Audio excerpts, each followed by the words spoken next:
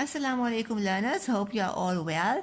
So in the previous lesson we learned how to do a tally table and we learned today how to read from a graph. So we're going to use this information to draw a bar graph. Now I cannot draw a bar graph if I don't have information or data, and this data I collect from learners or from people. So for example, if I wanted to draw a bar graph on the different flavors of ice cream in the grade 4, I first have to ask the learners, okay, how many of you like mint? And you would pick up your hand. How many of you like vanilla? And you would pick up your hand. How many of you like strawberry? And then the learners will pick up their hand. I take that information, I put it into a tally table, okay, and I can use that information then to draw my bar graph. So say for example, in the class, right, I asked this question about the ice cream, and you know what, mint, right, I counted the hands, and as I was counting, say Fatima put up a hand, I put a line next to mint. Sumaya put up a hand, I put a line. Muhammad picked up his hand, I put a line. Then we went to vanilla, and then we went to strawberry, right? And then say Nuaim said he likes strawberry, Sahreen said she liked vanilla, Akifa she likes strawberry, Farhan said he liked vanilla, Lana said she likes strawberry, then another Sumaya said she liked mint, another Fatima said like vanilla, then Muhammad said he liked mint, so, and then maybe Apa Nasima said she likes vanilla. So I gathered the tally by asking the question. Now I count my tally. So I know that is 5, 1, 2, 3, 4, and that is 3. So this is what we call a tally table. But the tally table is not complete if I don't have a heading. So this is the different flavors of milkshake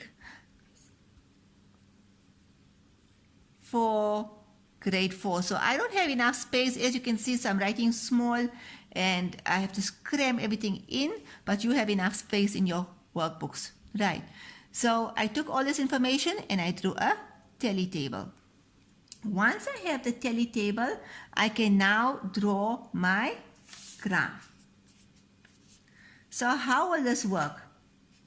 Okay, I'm going to have to erase my tally table because I don't have space, but you will be able to look at it in your book, right? Now, when it comes to a bar graph, this is called your vertical axis and this is called your horizontal axis. Always use a ruler. It will always have the heading. So, flavors liked by grade 4, right? Here at the bottom will be the different flavors. Okay, my pens are even giving up on me. Let me try this pen here. And here will be the number of learners. Right. You always start at 0. Like I told you, a graph always starts at 0. Then we can have 1, 2, 3, 4, 5. We go till the highest number of the milkshakes. So the mint, I'm going to write it here because it was 5. The vanilla was 4, and the strawberry was 3. So when I'm drawing, I've got my vertical axis, horizontal axis, I got my different headings, I got my numbers. Now I'm ready to draw.